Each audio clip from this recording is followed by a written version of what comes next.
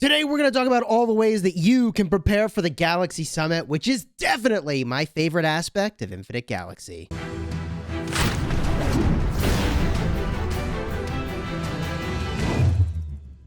Hello, my friends, and welcome back. I'm Chisgule Gaming, and in this video, sponsored by the makers of Infinite Galaxy, we're going to walk through all the ways that you can prepare for the Galaxy Summit. Now, we have had some really tough battles against some very impressive teams, and I wanted to talk about every single way that you can go and prepare for this event. And I want to start with flagships. Now, I made a separate video dedicated to the very best flagship pairs that you could work on, but I just want to mention that leading up to the Galaxy Summit, you should make your investments into your flagships. Now, that means dumping your Federation credits or Federation Advanced credits to trade in to get more blueprints and to do upgrades. That means leveling up flagships a little bit closer to your level cap if you're not already there, but not so much.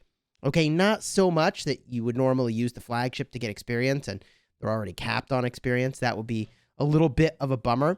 But I've got mine, for example, at level 51 for my Orion, even though the max level is 52, just as an example. You also can go in and upgrade your outfitting right before the match, okay? You go in, and if you have the materials, you can do a few upgrades. I actually made a dedicated video explaining the very best and most efficient ways to do these upgrades. I'll have a card up in the top for that one. Man, I got a lot of videos to refer you to today. So make these updates to your flagships leading up to your Galaxy Summit event. And my recommendation is that for some of these upgrades, for example, I personally hold on to these, like tiering up my Cyclops right over here with the next modification level.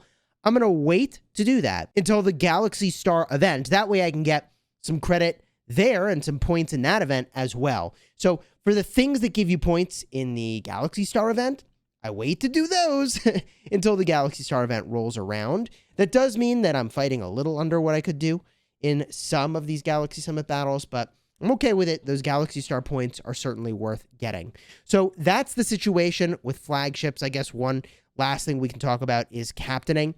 Make sure you've got the right captains in place. I personally am prioritizing leveling up my crew and my spaceport over the crew in here in my captains, but you know, I have leveled up some captains a pretty meaningful amount in here, okay? Level 10, and, well, those are not my warships, but, you know, level 15 for most primary flagships.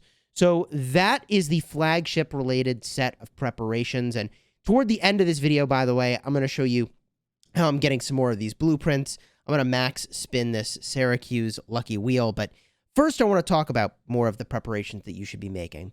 Now, in addition, of course, to working on the flagships, you do need to have some warships to go with it. And depending on what your strategy is during the Galaxy Star event, it could be worthy to train up a bunch of warships. Now, I'm running a 3 flagship pair strategy, so I have a way to use all my cruisers, a way to use all my destroyers, and a way to use all my frigates. But I think most players probably should be going all in on one unit type and have the very best flagship combo you can for that unit type, which means if you're going to go all in, it's, I want to say probably frigates or destroyers that you'd want to pick for that all-in unit type. And, I mean, you're going to need to train a ton of those. So the Galaxy Star event is the time that you would do that training. Just keep your mind focused a little bit on the fact that you're going to need a lot of warships for the Galaxy Star event. And I wouldn't do a ton of speeding up warships until you get to at least tier 9, because you're going to be at tier 9 for a very long time. So I think it's worth just saving your shipbuilding speed ups till you get to the tier 9s. You're going to be here a while. Unless you're running like 5 farms, Spartan.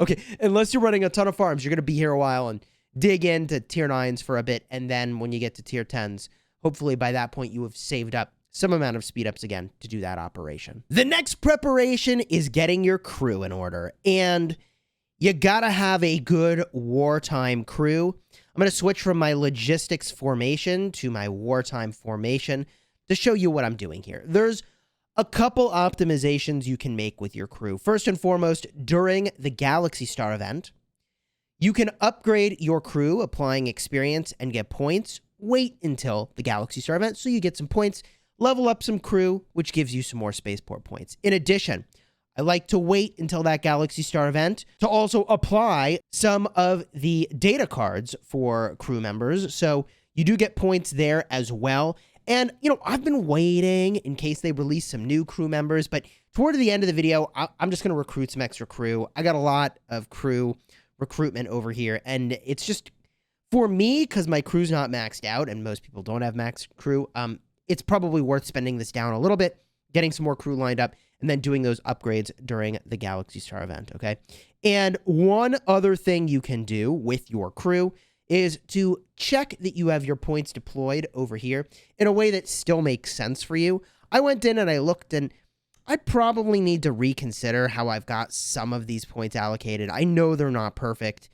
I have gone pretty heavily on frigates here, but now I'm using a lot of destroyers and a lot of cruisers. And, maybe I should just be more focused on frigates, given that I have so many points in here focused on frigates, and I don't have enough points yet to kind of max all the things that I want to max. But for now, I'm not sweating it too much, but revisiting these points in the distribution here is really important. And I've still got one placeholder crew member who I don't really want to level up, but isn't giving me that much advantage. So I may need to personally go and revisit that and make a swap to get something else going in that spot that's really worthy. I do think that if you are focusing on one unit type, you can do some really cool stuff with your crew and go and select some crew members as an example that, if you really cared a lot about frigates. I mean, heck, 22.7% frigate attack is nothing to sneeze at.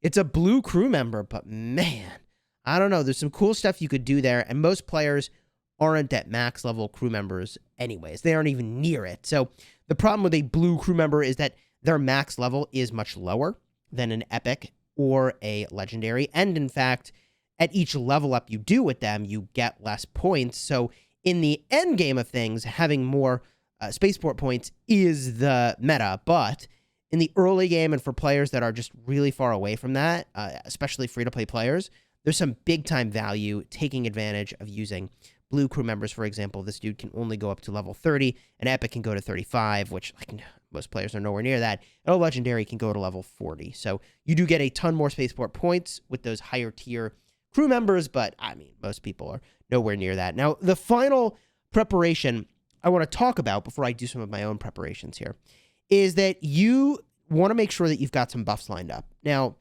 if you're not spending in the game, that means picking up these green buffs right over here, and you pop all three of them before the match.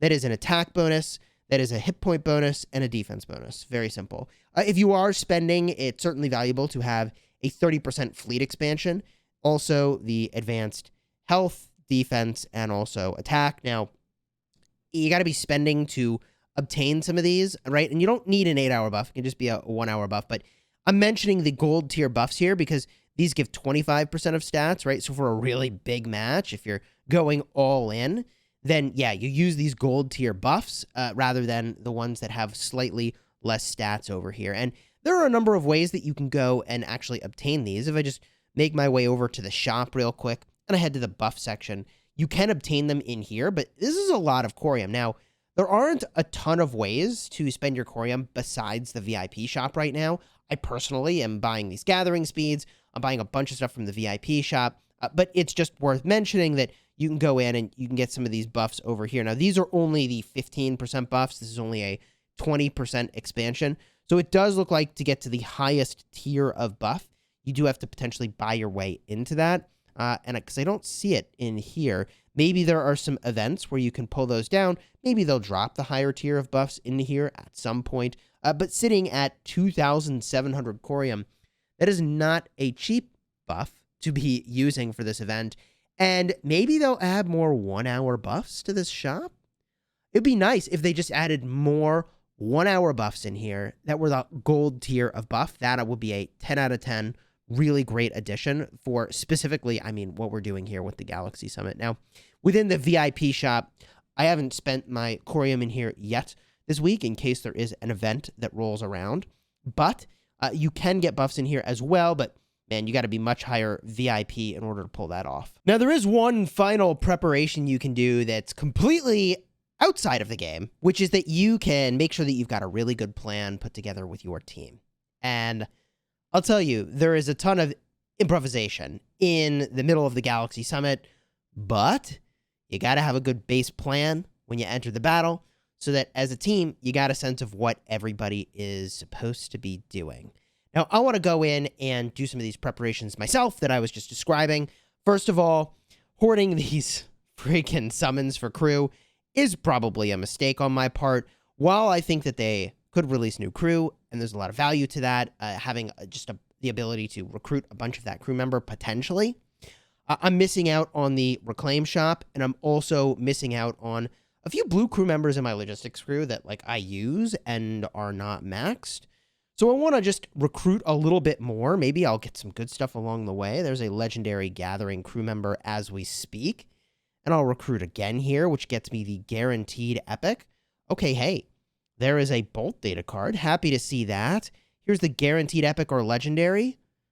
Okay, it's a logistics officer, and it's not one of the ones I'm particularly hyped about. But hey, you know, is what it is. Now, a lot of people should be saving these crew recruitments for when there's an event. So if you have only 30 crew recruitments, you probably want to hang on to that many, between 30 and 50, so that when an event rolls around periodically that requires you to summon crew members, you have some of these available. So while I do recommend that you spend these down, you probably want to hold on to some amount of these. Holy moly, man.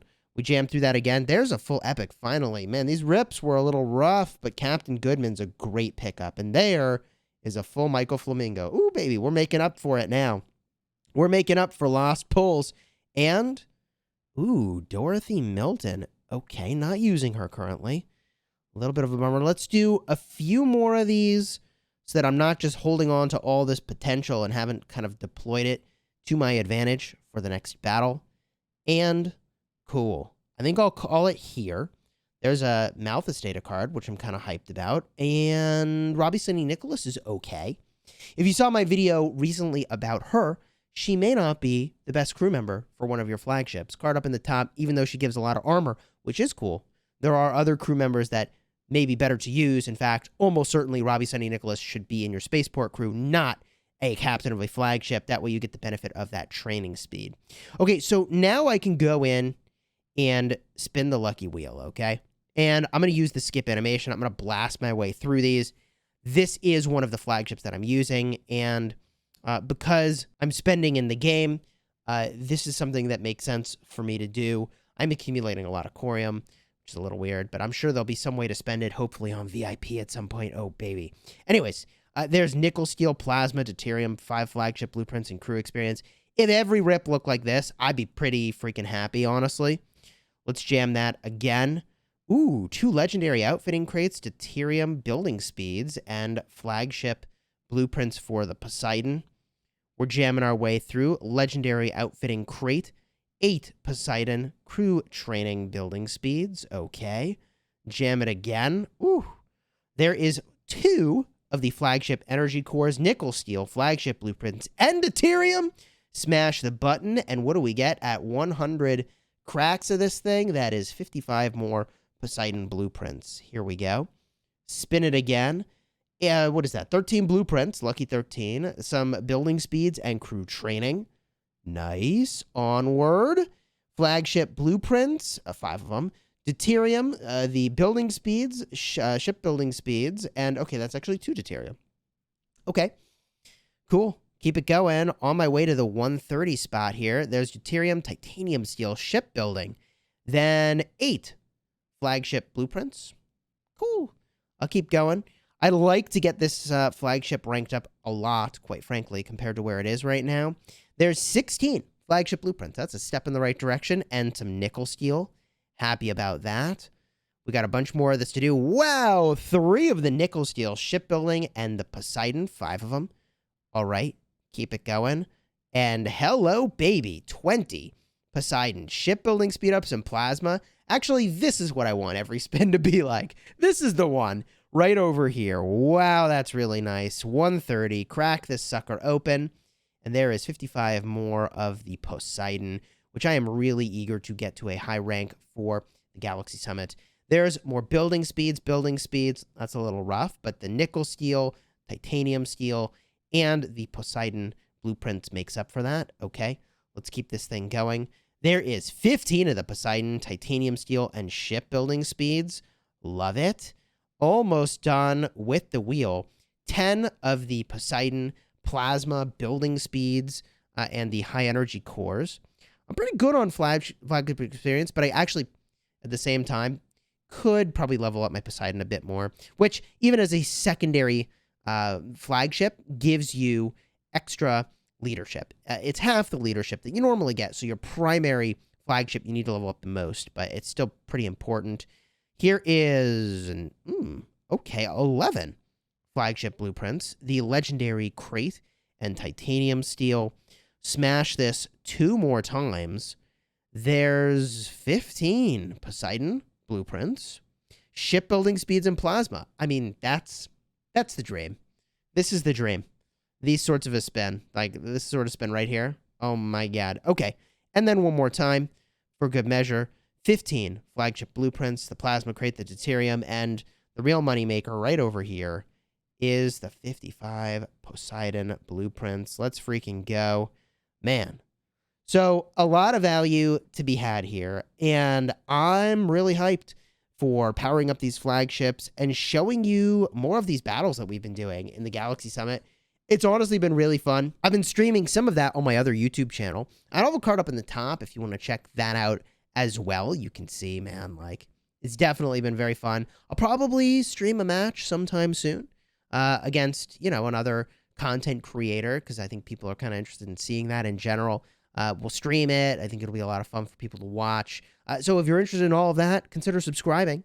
Throw a like on the video if you enjoyed this one. And if there's any other preparations I missed, definitely let me know down below in the comments. And if you're looking for some of those other videos I talked about earlier, there's those cards in the top. You tap that little info button, and it'll give you a full list of all the cool videos to watch. Until next time, you have fun smashing your nebula.